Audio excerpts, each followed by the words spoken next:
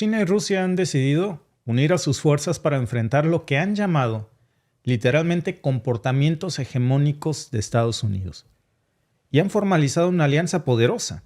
¿Qué significa esto ahora en esta nueva jugada del tablero geopolítico global? ¿Por qué ahora?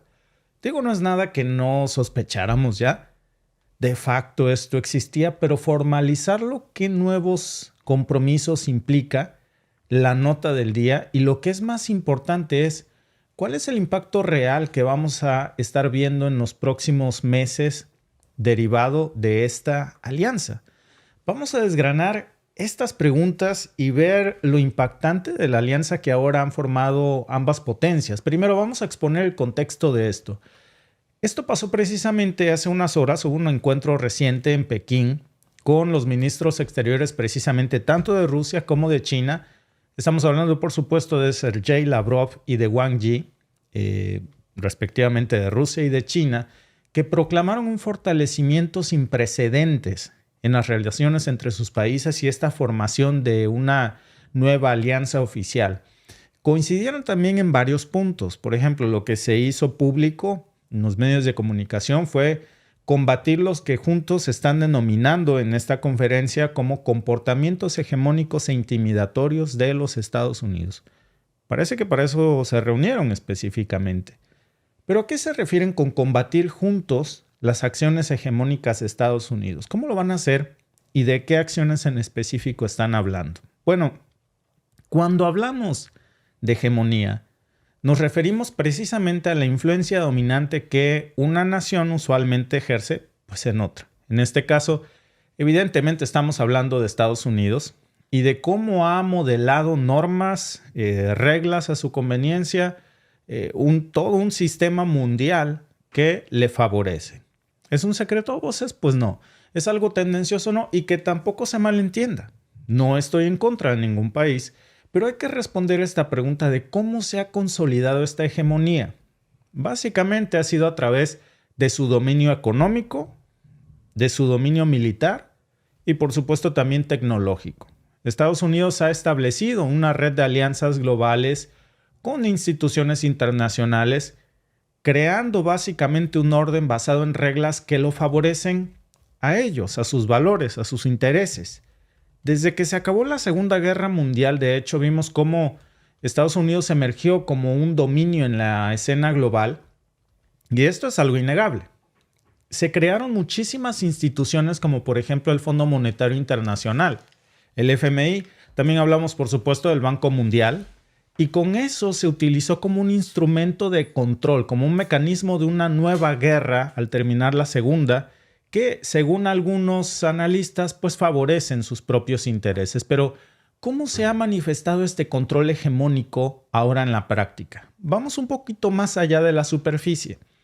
El Fondo Monetario Internacional y el Banco Mundial, por ejemplo, han sido vistos como herramientas de control absoluto de la política exterior estadounidense.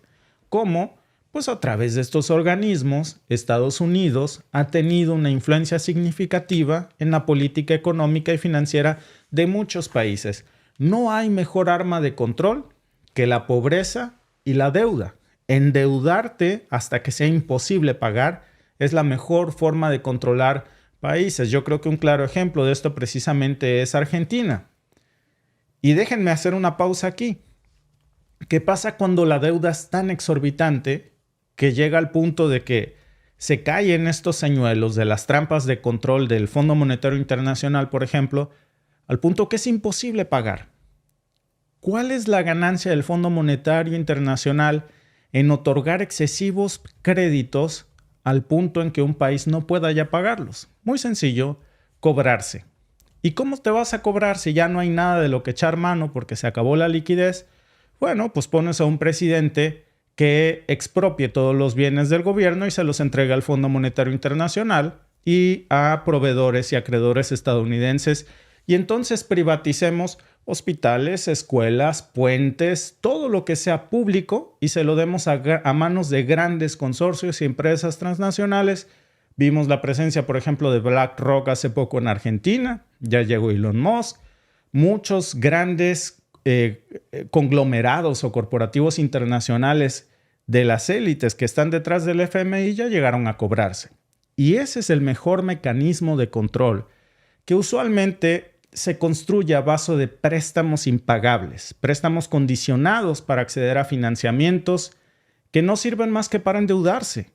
Y los países tienen que implementar este tipo de reformas económicas específicas diseñadas para quebrarlos, como la reducción supuestamente del gasto público, pero importantísimo, la privatización de las empresas estatales y supuestamente la liberación del comercio y la inversión. Pero lo que más importa es la privatización de las empresas estatales, que es como el FMI se cobra. Y es como el FMI se garantiza de que las empresas que antes eran propiedad del gobierno, pues ahora pasan a manos de compañías occidentales. Y a través de ellas se controlan a esos países. ¿Cuál es el resultado? Pues casi siempre estas políticas favorecen a esas empresas occidentales y a los intereses financieros, principalmente de Estados Unidos. Miren, no estoy especulando. Ejemplos sobran. En la década de 1980, por ejemplo, América Latina tuvo una serie de crisis de deudas que la empujaron precisamente a adoptar las famosas llamadas políticas de ajuste estructural. No sé si algunos de los que están aquí en el chat se acuerdan de esto. Todos los vivimos de distintas formas. Por ejemplo, a México le llegó en la década de los 90 de privatizaciones. Ahí tenemos al famosísimo Carlos Salinas de Gortari. Versión 2.0, Javier Milei, por ejemplo. A cada país le ha llegado en etapas diferentes. El Fondo Monetario Internacional y el Banco Mundial se han asegurado de que esto sea así. Y estas políticas básicamente lo que promueven es la liberación económica. ¿Se acuerdan? Nosotros lo vivimos en forma del Tratado de Libre Comercio y privatización de todo. Lo que antes era público pasó a manos de unos cuantos y se hicieron súper ricos. A manos de robarle a México lo que era de todos los mexicanos. Y ahora el 1% de las familias más poderosas de México ostentan el 80% de la riqueza del flujo nacional. Pero también hubieron muchas recesiones profundas que se generaron con eso. ¿Se acuerdan ustedes, por ejemplo, en caso de México, el FOBAPROA, aumentos significativos en la desigualdad social, endeudamientos críticos? Repito, México vivió esta crisis en los 90. Otro ejemplo más actual, Argentina lo está viviendo justo ahora. Y cuando nos quiebran al punto de no poder pagar, pues se agarran. Si no les pagas, se cobran. ¿Y cómo se cobran? Con lo que es propiedad de todos los argentinos, de todos los mexicanos. Muchos, de hecho, han dicho que este tipo de medidas no solo buscan, para nada buscan el crecimiento económico de estos países, sino hundir sus economías. Abrir los mercados para que estas corporaciones estadounidenses entren. Y de otra forma no hubieran entrado si no es quebrándolas y haciendo que el Fondo Monetario Internacional te obligue a tomar este tipo de reformas para que se cobren.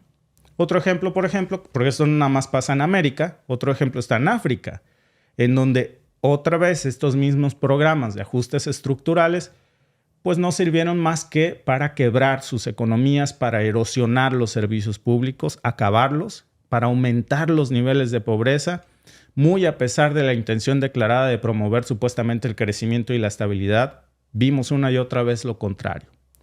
Y los críticos lo que han dicho es que todas estas políticas lo único que facilitan es la extracción de los recursos públicos, la expansión de los intereses comerciales de una élite occidental, especialmente pues que favorece, repito, a un solo país, en detrimento del resto de los países del mundo. Y en este escenario geopolítico, Estados Unidos ha utilizado esta influencia de estas instituciones financieras internacionales pues para promover una agenda global que extiende su poder y que contrarresta al poder de los rivales. Durante la Guerra Fría, por ejemplo, el apoyo del Fondo Monetario Internacional y del propio Banco Mundial a ciertos países, casi siempre lo que hacía era quebrarlos y tenerlos bajo el yugo estratégico de Occidente, apoyando a regímenes amigos y negando recursos a los que eran percibidos como países alineados con la Unión Soviética. Esto no ha cambiado mucho, ¿eh? Ahora estamos hablando, por ejemplo, de cómo Rusia es la nueva Unión Soviética y el nuevo peligro que hoy se enfrenta aquí, básicamente. Y entonces aquí, al país que se percibe como cercano precisamente, pues hay que cerrarle todas las puertas de financiamiento, hay que sancionarlo.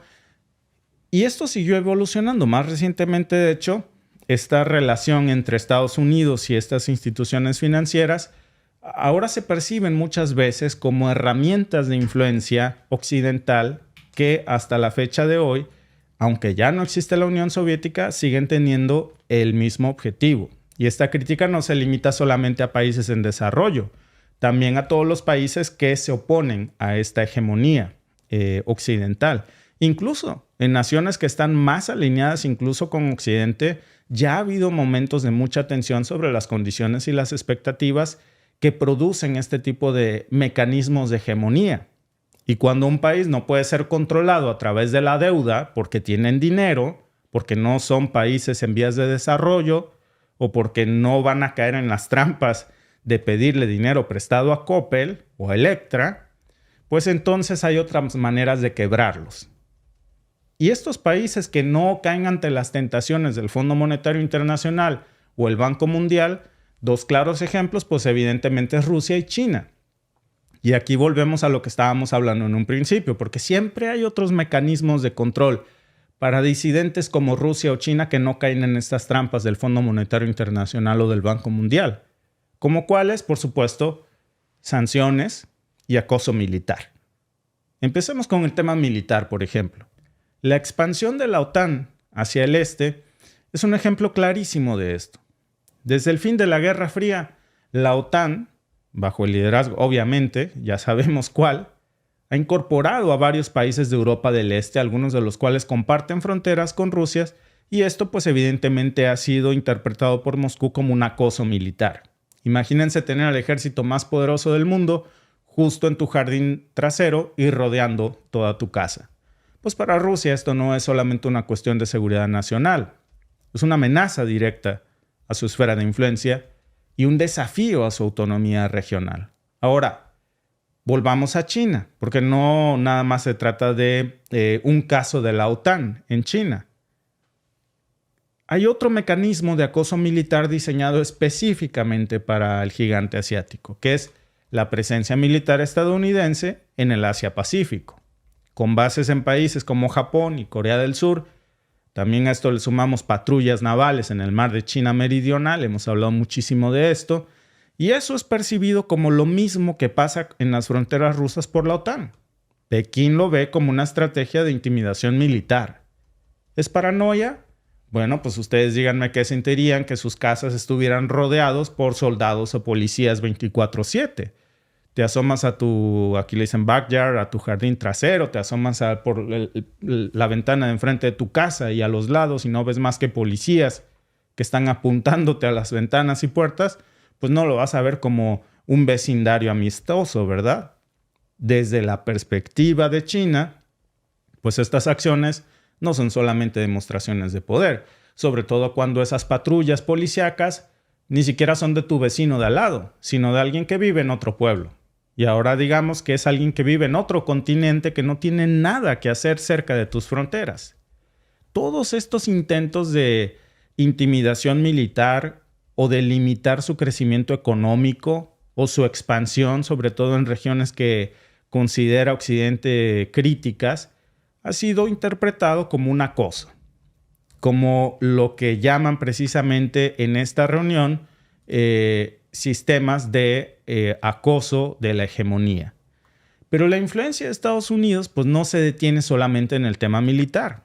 El dominio económico y financiero también tiene otro papel crucial. Miren, finalmente tomemos las sanciones económicas, por ejemplo, que ya sabemos que son una herramienta de las más preferidas en la política exterior estadounidense, que se utiliza siempre para presionar a países que se consideran adversarios o que actúan contra sus intereses.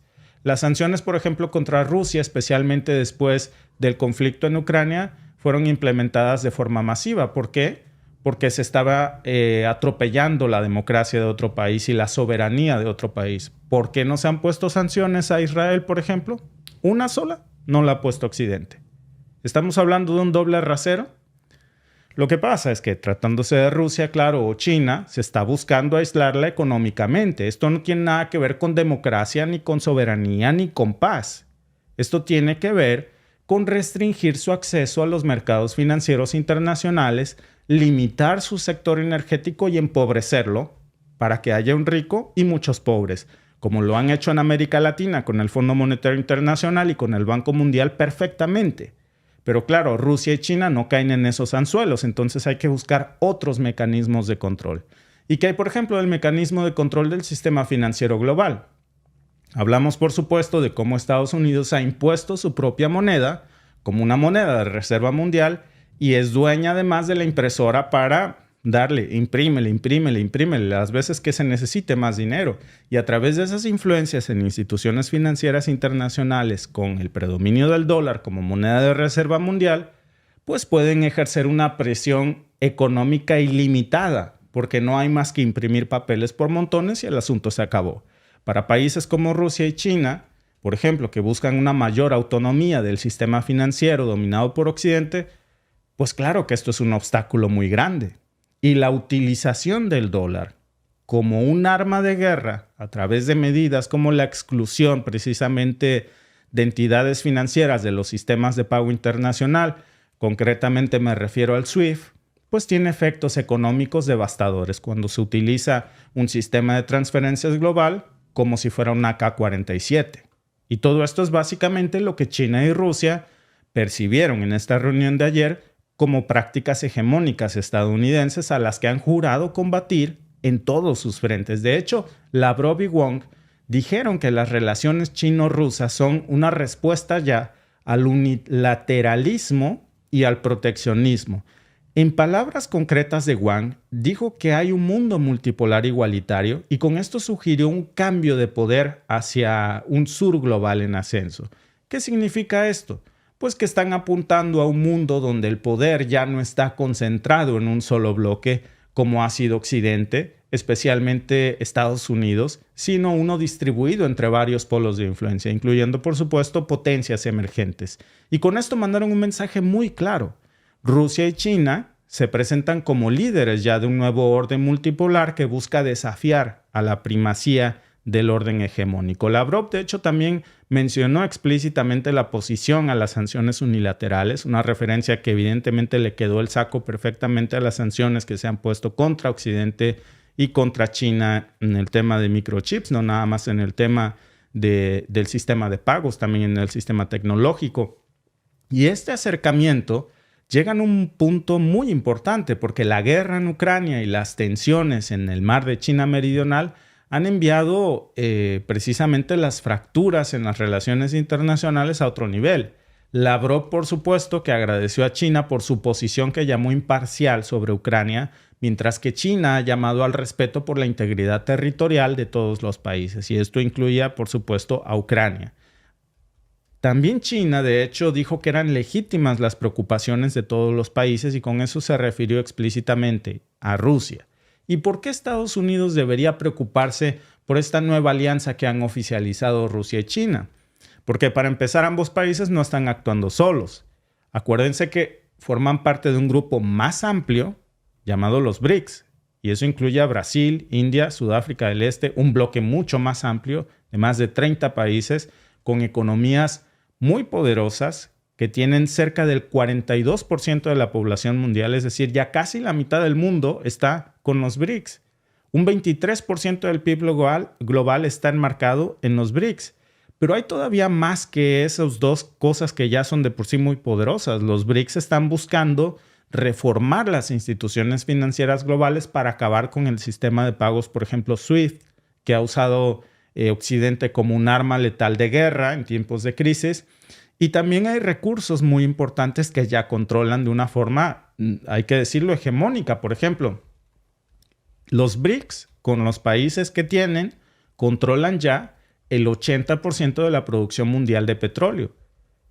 Y casi estamos hablando de lo mismo, el 80% de la producción mundial de uranio. Eso no es poca cosa con la reciente alianza de Rusia con el Sahel.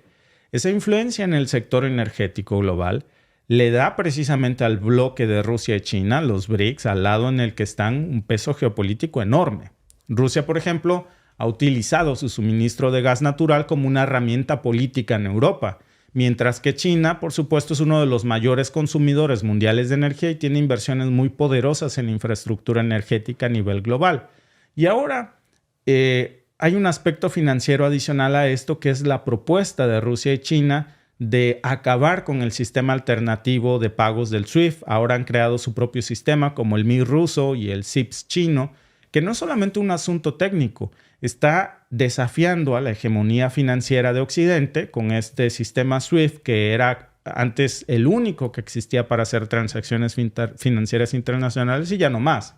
No había antes otra alternativa más que usar esa y el dólar estadounidense. Ahora vemos cómo los BRICS han roto ya oficialmente con esa hegemonía. Entonces, ¿por qué Estados Unidos realmente está tan preocupado por esto que han anunciado Rusia y China hace unas horas?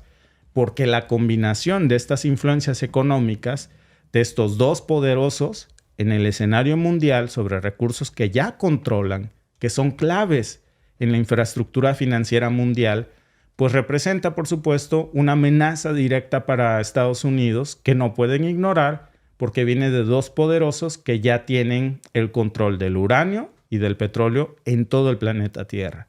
Y ahora, si lo agregamos también a los demás aliados que ya están de sus lados, vemos cómo esta expansión precisamente de que está terminando con el dominio del dólar va a socavar significativamente la influencia económica de los Estados Unidos. Además de que esta alianza que han hecho tanto China como Rusia con África, estamos hablando del Sahel para controlar la producción de uranio, pues nos habla de que ya tienen no nada más un control alternativo en el mundo de las finanzas, sino también un control energético. ¿A dónde nos lleva todo esto? Pues a que Rusia y China están hoy estratégicamente muy posicionados, desafiando a la hegemonía de Estados Unidos, formando un bloque ya oficialmente a través de cambios muy importantes que van a, en algún punto, a terminar con un sistema hegemónico mundial, Alba. Sí, y lo cual, honestamente, a mí en lo personal, me parece muy bien. Yo creo que un mundo más multipolar, voy a utilizar la frase de Vladimir Putin, aunque luego vengan y me digan, pero rusa, ¿verdad? Pero creo que es lo que necesitamos. Un mundo en donde haya una más variedad y que cada país decida qué es lo que mejor le conviene a su economía, a su población y, por supuesto, a sus intereses. Porque si solo tenemos un mundo hegemónico en donde un solo país lleva la batuta y tome la decisión de todos, por supuesto, ese país solo va a ver por sus intereses y por los intereses de sus aliados. Y si en algún punto tú te conviertes en una piedra en el zapato porque sus intereses van en contra de los intereses, valga la redundancia, tuyos, y de los intereses de tu nación, y tú dices, oye, no me conviene, como es lo que está pasando en muchos casos, no nos conviene, queremos otras alternativas. No, pues no, sanciones, si te sales del guacal, sanciones.